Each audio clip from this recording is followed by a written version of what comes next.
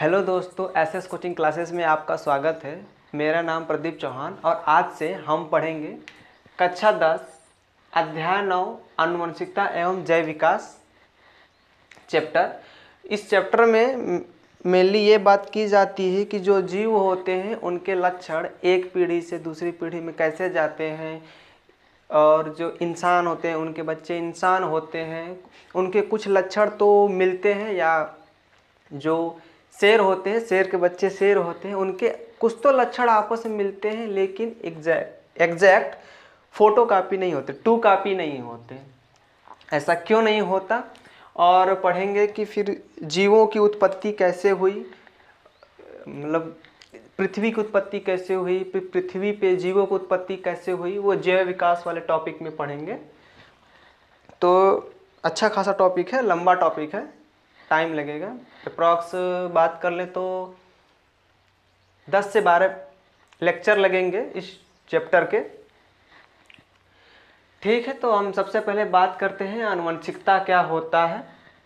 तो जैसे बात कर लें कि जो कुछ जीव ऐसे होते हैं, जैसे मान लीजिए एक कोश की जीव हो गया, तो उनमें जो आनुवंशिक पदार्थ होता है वो डीएनए होता है। अब ये आनुवंशिक पदार्थ क्या होता है, किसी जीव के अंदर वे पदार्थ जो लक्षणों को एक पीढ़ी से दूसरी पीढ़ी में ले जाते हैं उनको आनुवंशिक पदार्थ कहते हैं। मुख्य रूप से लगभग सभी जीवों में आनुवंशिक पदार्थ डीएनए होता है। सिर्फ कुछ वायरसों में आनुवंशिक पदार्थ आरएनए होता है। जैसे बात कर लें कोविड-19 कोरोना वायरस, उसके बाद बात कर लें एचआईवी, ये भी एक वायरस है। इसमें जो आनुवंशिक पदार्थ होते हैं वो आरएनए होते हैं, और ऐसे वायरसों को रेट्रोवायरस बोलते हैं। रेट्रोवायरस बोलते हैं। तो मेनली हम बात करेंगे उन जीवों के बारे में जिनमें आनुवंशिक पदार्थ डीएनए है। ठीक है, तो जो ये आनुवंशिक पदार्थ होते हैं वो लक्षणों को एक पीढ़ी से दूसरी पीढ़ी में ले जाते हैं रिप्रोडक्शन के थ्रू, जनन के थ्रू। होता क्या है कि जब ये डीएनए एक पीढ़ी से दूसरे पीढ़ी में जाते हैं तो डीएनए के ऊपर कुछ कोडिंग होती है, कुछ जीन होते हैं जिनके साथ साथ उन जीवों के लक्षण जाते हैं। इस वजह से इंसान के बच्चे इंसान होते हैं और शेर के बच्चे शेर।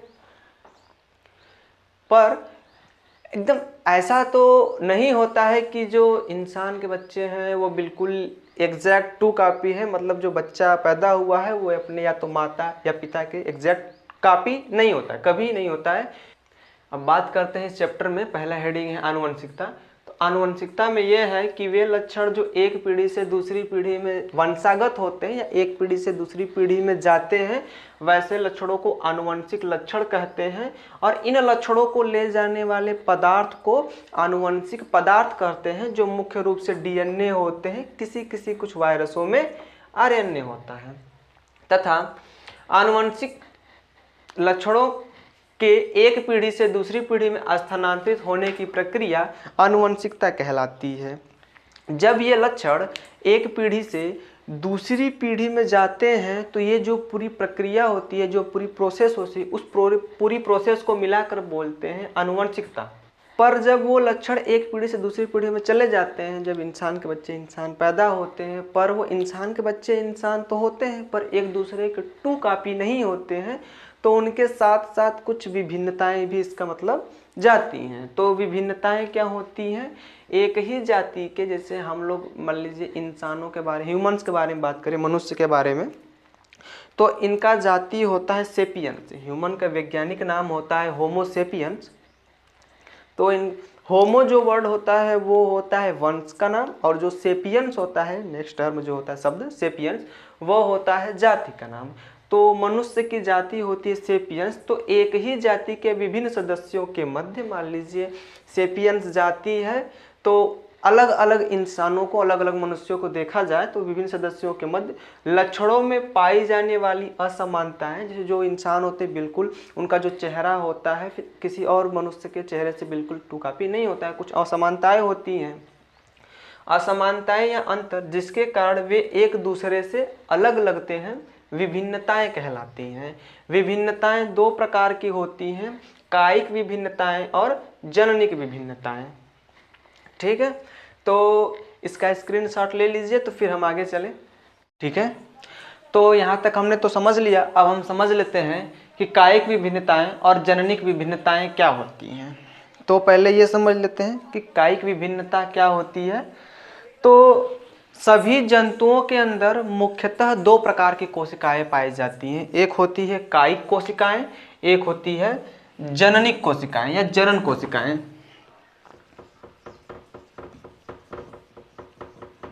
कायिक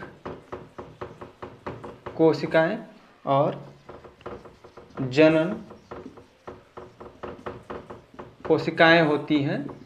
कायिक कोशिका को बोलते हैं सोमैटिक सेल और जनन कोशिकाओं को बोलते हैं जर्माइनल सेल। जर्माइनल सेल।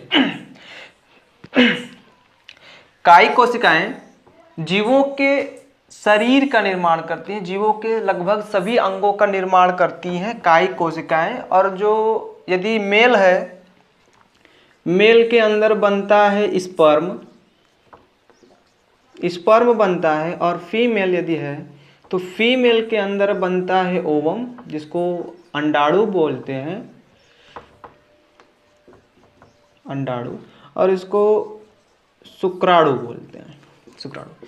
यदि मेल के अंदर बनता है स्पर्म और फीमेल के अंदर बनता है ओवम, तो स्पर्म और ओवम को बनाने वाली जो कोशिकाएं होती हैं उनको जनन कोशिकाएं कहते हैं। और इसके अलावा जीव के जो पूरी शरीर होता है, जो पूरा शरीर होता है, उसको बनाने वाली कोशिकाएं कायिक कोशिकाएं होती हैं। और यदि कायिक कोशिकाओं में, किसी जीव के कायिक कोशिकाओं में यदि कोई परिवर्तन होता है तो वो एक पीढ़ी से दूसरी पीढ़ी में नहीं जाता, लेकिन यदि जनन कोशिकाओं में परिवर्तन होता है तो वो एक पीढ़ी से दूसरी पीढ़ी में जाता है। ठीक है, तो इसमें कायिक विभिन्नताएं देख लेते हैं। कायिक विभिन्नताएं, इस प्रकार की विभिन्नता का प्रभाव कायिक या शारीरिक कोशिकाओं पर पड़ता है। ये विभिन्नताएं वंशागत नहीं होती हैं, क्योंकि जो सोमैटिक सेल होता है, सोमैटिक सेल का अंदर डीएनए होगा, वो उसी जीव के अंदर रह जाएगा जिसके अंदर परिवर्तन होगा। और यदि जनन कोशिकाओं के अंदर परिवर्तन होता है, तो यदि कोई जनन कोशिका है और जनन कोशिका के अंदर जनन कोशिकाओं का खुद का डीएनए होगा, तो उसके डीएनए के अंदर परिवर्तन होगा और इसी जनन कोशिका से या तो स्पर्म बनेगा या तो ओवम बनेगी। यदि मेल है तो स्पर्म बनेगा, फीमेल है तो ओवम बनेगी। और यही एक पीढ़ी से दूसरी पीढ़ी में जाते हैं और जो विभिन्नताएं उत्पन्न होती हैं उनको जननिक विभिन्नताएं कहते हैं। ये आनुवंशिक विभिन्नताएं हैं जो जनन कोशिकाओं में होती हैं या उत्परिवर्तन के कारण उत्पन्न होती हैं। उत्परिवर्तन को इंग्लिश में बोलते हैं म्यूटेशन। ठीक है, म्यूटेशन वह होता है जो अचानक से परिवर्तन हो जाता है, उसको म्यूटेशन बोलते हैं। और वो अचानक से परिवर्तन कहाँ होगा? डीएनए में। ठीक, तो जनन कोशिकाओं में यदि कोई अचानक से परिवर्तन हो जाए तो उसको उत्परिवर्तन बोलते हैं। और जैव विकास के बारे में बात कर लें, जो जैव विकास होता है वो धीरे धीरे होने वाली, जीवों के अंदर धीरे धीरे होने वाली परिवर्तन को जैव विकास कहते हैं। और उनके अंदर यदि कोई अचानक से परिवर्तन हो जाता है तो उसको उत्परिवर्तन कहते हैं।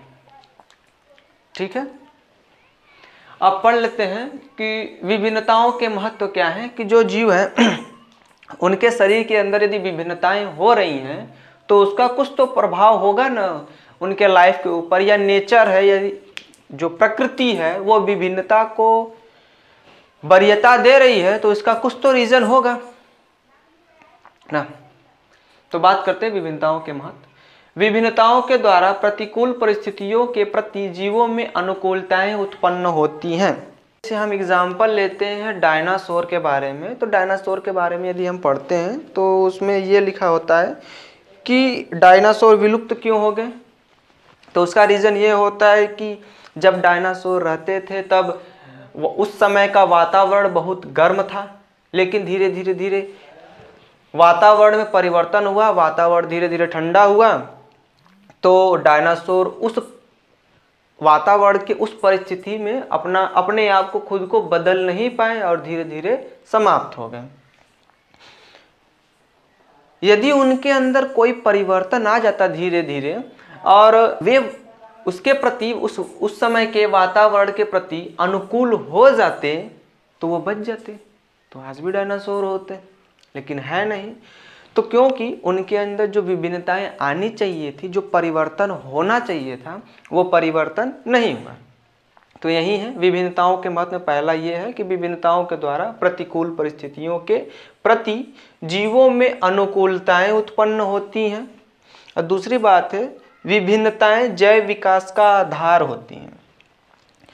विभिन्नताएं जैव विकास का आधार होती हैं। जैव विकास बताया कि जीवों के शरीर के अंदर या जीवों में धीरे धीरे होने वाला परिवर्तन जैव विकास होता है। और यदि परिवर्तन ना हो, परिवर्तन तो मान लो कोई जीव था वो परिवर्तित होगा, उसमें थोड़ा सा मान लो परिवर्तन हुआ तो एक दूसरे से तो विभिन्न होंगे, तो विभिन्नता जैव विकास का आधार होती है। ठीक है, और ये बात होता है कि ये विभिन्नता आती कैसी है, कैसे आती है, तो ये आपको मतलब हम पढ़ेंगे जनन वाले चैप्टर में कि विभिन्नता कैसी होती है। कि जनरली नॉर्मली हम बात कर लेते हैं कि जनन दो प्रकार का होता है। एक होता है असेक्सुअल, जनन को बोलते हैं रिप्रोडक्शन, तो एक होता है असेक्सुअल रिप्रोडक्शन होता है, और एक सेक्सुअल रिप्रोडक्शन होता है। असेक्सुअल रिप्रोडक्शन में जो संतान उत्पन्न होती है, जो इन्फेंट या जो संतान, इन्फेंट मतलब जो भी लिविंग जो नया बच्चा होगा, जो नया उत्पन्न होगा, वो बिल्कुल अपने पेरेंट्स के समान होता है, और या उनके जो अलग अलग संतान होंगे वो बिल्कुल एक दूसरे के टू कॉपी होते हैं, इनको क्लोन बोलते हैं। उनमें कोई परिवर्तन नहीं आता है। मतलब रिप्रोडक्शन में बात करें तो जिनमें असेक्सुअल रिप्रोडक्शन होता है, जिन जीवों में, उन जीवों के जो ग्रुप में देखें, उन जीवों के जाति के ग्रुप में देखें तो सब बिल्कुल एक जैसे होते हैं। और जिनमें सेक्सुअल रिप्रोडक्शन होता है, इनके अंदर विभिन्नताएं आती हैं। मेनली जो विभिन्नताएं आती हैं वो सेक्सुअल रिप्रोडक्शन के कारण आता है। और क्या होता है, कैसे होता है, हम लोग सब जनन वाले चैप्टर में देखेंगे। और दूसरा है विभिन्नताएं आनुवंशिकता का आधार होती हैं।